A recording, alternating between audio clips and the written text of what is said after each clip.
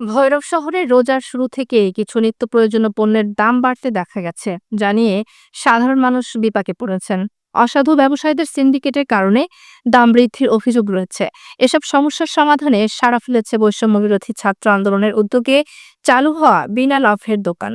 10ই March থেকে শহীদ মিনারের সামনে চালু হওয়া এই দোকানে পাইকারি দামে নিত্য পণ্য ও সবজি বিক্রি করা হচ্ছে।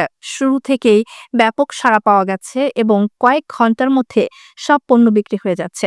ক্রেতারা এখানে স্বল্প মূল্যে পণ্য কিনতে পেরে খুশি। দোকানটি প্রতিদিন সকাল 11টা থেকে বিকেল 5টা পর্যন্ত খোলা থাকবে। বিনা লাভের দোকানে বর্তমানে 55 টাকা কেজি চাল, 100 টাকা কেজি ডাল, 30 টাকা কেজি বেগুন, 18 টাকা কেজি আলু, 20 টাকা কেজি শসা, 95 টাকা কেজি ছোলা, 10 টাকা কেজি টমেটো, 25 টাকা কেজি কাঁচামরিচ, 25 টাকা কেজি দেশি পেঁয়াজ, 25 টাকা কেজি শিম, 20 টাকা পিচ মিষ্টি কুমড়া, 48 টাকা হালি লেবু এবং ধনেপাতা চাহিদা অনুযায়ী বিক্রি করা হচ্ছে। এই উদ্যোগটি বাজারে সিন্ডিকেট ভাঙতে ও সাধারণ ক্রেতাদের মধ্যে স্বস্তি ফিরিয়ে আনতে সাহায্য করছে। রমজান মাস জুড়ে এই দোকান চালু থাকবে এবং সকল শ্রেণী পেশার মানুষ এখানে নিত্য পণ্য কিনতে পারবেন।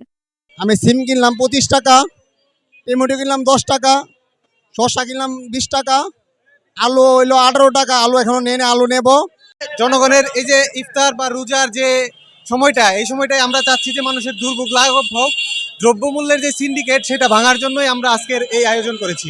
আজকে বৈষম্য বিরোধী ছাত্র আন্দোলন ভৈরব কর্তৃক আয়োজিত আজকে বিনা লাভের বাজারে আমরা আসন্ন ঈদ এবং রমজানকে সামনে রেখে মধ্যবিত্ত এবং যারা দারিদ্র আছে তাদের সুবিধার্থে এবং আল্লাহর সন্তুষ্টি কামনার লক্ষ্যে আমরা বিনা লাভে, অর্থাৎ আমরা যে টাকা দিয়ে দ্রব্য কিনেছি ওই টাকা দিয়ে আমরা জনসাধারণের মধ্যে আজকের এই কার্যক্রম পরিচালনা করছি।